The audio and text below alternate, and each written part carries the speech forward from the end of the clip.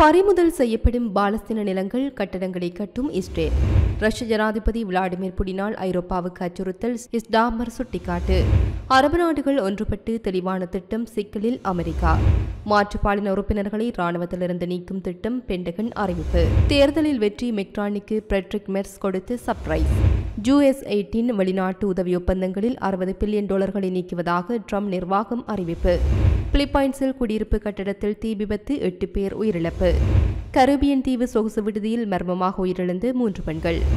ஆக்கிரமிக்கப்பட்டு மேற்கு கரையில் ஜெரிகோவின் மேற்கே உள்ள அரபு அல் மெலாஹாத்தின் பெரோஜின் சமூகத்தில் இஸ்ரேலிய குடியேறிகள் ஒரு புதிய சட்டவிரோத சாலையை கட்டி வருகின்றனர். புதிய சாலை மற்றும் குடியேறிகள் நகர்வுகள் கட்டி முடிக்கப்பட்டால் பாலஸ்தீன நிலங்கள் மேலும் பறிமுதல் செய்யப்படும் என்றும் பதட்டங்கள் அதிகரிக்கும் என்றும் உள்ளூர் அதிகாரி ஒருவர் வபாசைட் நிறுவனத்திடம் தெரிவித்தார். பெத்லஹேமுக்கு மேற்கே உள்ள அல் தப்கா நகரில் இஸ்ரேலிய வீரர்கள் ஒருவரை அவரது வீட்டில் சோதனை செய்து கைது செய்தனர். அதே பகுதிக்கு அருகிலுள்ள கூசன் கிராமத்தில் இரவாக விடுவிக்கப்படவிருந்த ஒரு கைதியின் தந்தையின் வீட்டை அவர்கள் முற்றுகையிட்டனர். இஸ்ரேலிய படைகள் ரமல்லாவிலும் எல்ப்ரேயிலும் உள்ள பல நகரங்கள் மற்றும் கிராமங்களை குறிவைத்து ஒருவரை கைது செய்து நெப்லஸ் மீது தொடர்ந்து தாக்குதல்கள் நடத்தப்பட்டு வரும் நிலையில் ஒரு உணவகத்தையும் சூறையாடின. வடக்கு ஜோர்டான் பள்ளத்தாக்கில் உள்ள ஒரு கிராமத்தில் இஸ்ரேலிய அதிகாரிகள் பாலஸ்தீனியர்களிடம் கொட்டகை மற்றும் குளத்தில் வேலை செய்வதை நிறுத்த வேண்டும் என அறிவித்துள்ளனர்.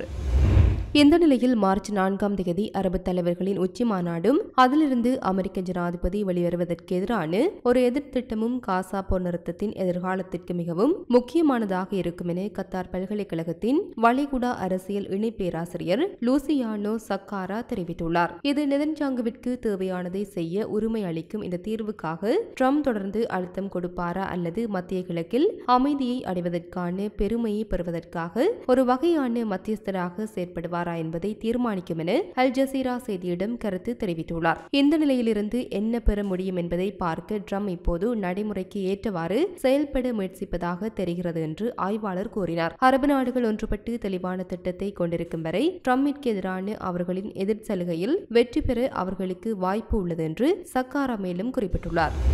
ரஷ்ய ஜனாதிபதி விளாடிமிர் புடினால் ஐரோப்பாவுக்கு அச்சுறுத்தல் இருப்பதாக எச்சரித்துள்ள ஸ்டாமர், உக்ரைனுக்கான பாதுகாப்பை அமெரிக்கா உறுதி செய்ய மறுத்தால் ரஷ்யாவால் இன்னொரு முறை மிக மோசமான தாக்குதலுக்கு உக்ரைன் இரையாகும் வாய்ப்பு உள்ளதாக ஸ்டாமர் சுட்டிக்காட்டியுள்ளார். சம்பவம் தொடர்பில் மேலும் தெரிய வருகையில், சமீபத்திய வாரங்களில் நடந்தேறிய சம்பவங்களை குறிப்பிட்டு ட்ரம்பை உங்களால் நம்ப முடிகிறதா என்ற கேள்விக்கு ஆம் என்றே ஸ்டாமர் பதிலளித்துள்ளார். எங்கள் இரு நாடுகளும் ஒன்றாகவே போரிட்டுள்ளது, ஒன்றாகவே வர்த்தகத்திலும் ஈடுபட்டுள்ளோம் என்று அவர் தெரிவித்தார். ஆனால் உக்ரைன் தொடர்பில் ஸ்டாமரின் கோரிக்கையை டொனால்ட் ட்ரம்ப் ஏற்க வாய்ப்பில்லை என்றே கூறப்படுகின்றது. புதன்கிழமை நடந்த அமைச்சரவை கூட்டத்தில் உக்ரைன் தொடர்பில் குறிப்பிட்டுள்ள ஜனாதிபதி ட்ரம்ப் மிக அதிகமாக பாதுகாப்பு உத்தரவாதங்களை உக்ரைனுக்கு அளிக்கப் போவதில்லை என்று குறிப்பிட்டுள்ளார். அப்படியான நடவடிக்கைகளை முன்னெடுக்க ஐரோப்பா இருப்பதாகவும் ட்ரம்ப் சுட்டிக்காட்டியுள்ளார். ஆனால் ஸ்டாமர் தெரிவிக்கையில், பாதுகாப்பு உத்தரவாதம் இல்லாமல் போர் நிறுத்தம் ஏற்பட்டால் அது விளாடிமிர் புடினுக்கு மீண்டும் ஊடுருவ ஒரு வாய்ப்பாக அமையும்.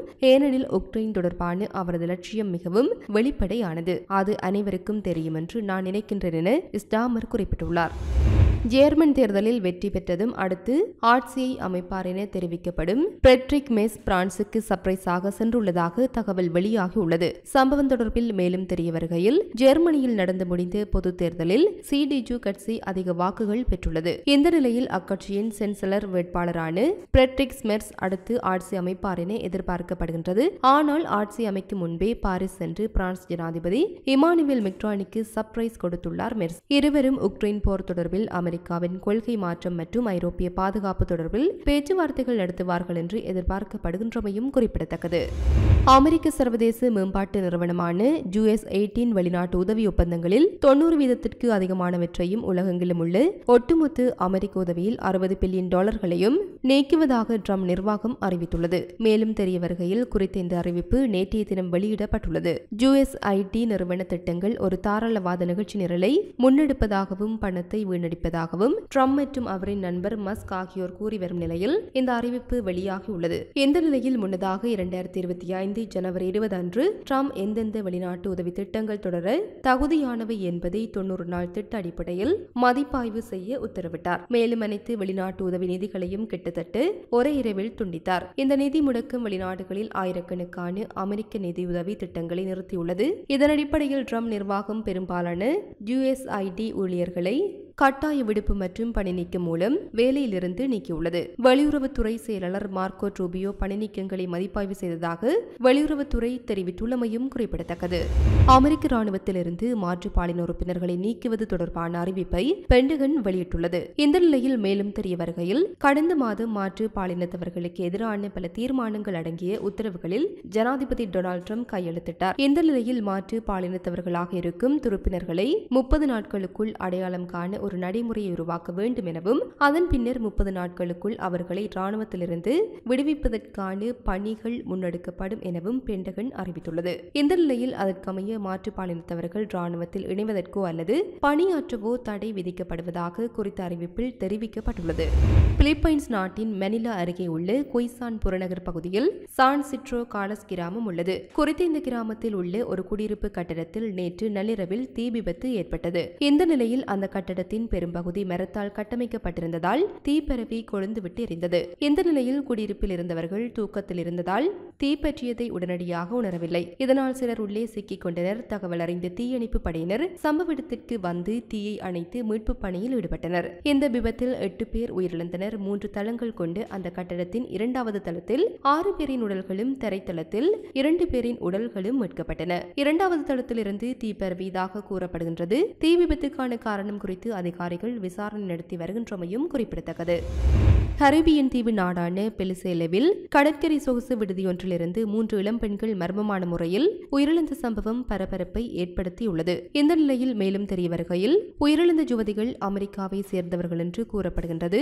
அமெரிக்காவின் மசாசூட் நகரை சேர்ந்தவர்கள் 3 இளம்பெண்கள் பெலிசேவிற்கு சுற்றுலா சென்றிருந்தனர். குட்டித்தீவு நாடான அதன் கடற்கரை நகரான சென் பெட்ரோவில் உள்ள சொகுசு விடுதியில் அவர்கள் 3 பேரும் ஒரு அறை எடுத்து தங்கியிருந்தார்கள். இந்த நிலையில் திடீரென அவர்கள் 3 பேரும் ஹோட்டல் அறையில் தங்கியிருந்த போது மர்மமான முறையில் உயிரிழந்ததாக தெரிவிக்கப்படுகின்றது. இந்த நிலையில் தகவல் அறிந்த போலீசார் சம்பவ இடத்திற்கு விரைந்து சென்று 3 பெண்களின் உடலையும் மீட்டு அறையை சோதனை செய்தனர். அறையில் இருந்து பெற்று மதுபான போத்தல்கள், போதை மாத்திரைகள் ஆகியவற்றை போலீசார் மீட்டுள்ளனர். மேலும் முதற்கட்ட விசாரணையில் அவர்கள் 3 பேரும் அதீத போதை காரணமாக உயிரிழந்திருக்கலாம் என போலீசார் சந்தேகம் வெளியிட்டுள்ளமையும் குறிப்பிடத்தக்கது. பயங்கரமாக பரவக்கூடிய வைரஸ் தொற்று ஒன்று தொடர்பில் 57 நாடுகளுக்கு அவசர எச்சரிக்கை ஒன்று விடுக்கப்பட்டுள்ளது.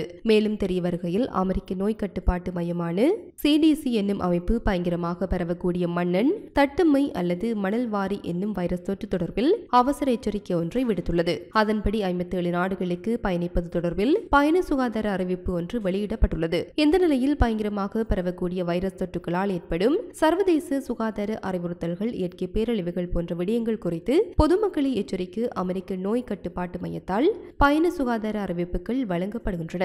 மேலும் தொற்றுக்கள் மற்றும் பிற சுகாதார ஆபத்துகளிலிருந்து மக்கள் தங்களை எவ்வாறு பாதுகாத்துக் கொள்வது என்பது குறித்து பயணிகளுக்கு வழிகாட்டுதலை வழங்குவதே நோய் கட்டுப்பாட்டு மையத்தின் நோக்கமாகும். உலகில் தட்டம்மை நோய் பரவியுள்ளதாக அறிவிக்கப்பட்ட நாடுகள் தட்டம்மை தொடர்ந்து உலகளாவிய அச்சுறுத்தலாகவே உள்ளது என்று நோய் கட்டுப்பாட்டு மையம் எச்சரிக்கின்றது. பிரித்தானியா உட்பட மொத்தம் 57 நாடுகளில் தற்போது அதிக அளவில் தட்டம்மை பரவல் காணப்படுவதாக நோய் கட்டுப்பாட்டு மையம் தெரிவிக்கின்றமையும் குறிப்பிடத்தக்கது. இது போன்ற பல செய்திகளை தெரிந்து கொள்ள நம்முடைய சமூக மீடியா யூடியூப் சேனலை சப்ஸ்கிரைப் செய்து அருகில் உள்ள பெல் பட்டனை கிளிக் செய்யுங்கள். மேலும் செய்திகளை உடனுக்குடன் தெரிந்து கொள்ள சமூகமீடியா.com என்ற இணையதளத்தின் வாயிலாக எங்களுடன் இணைந்திருங்கள்.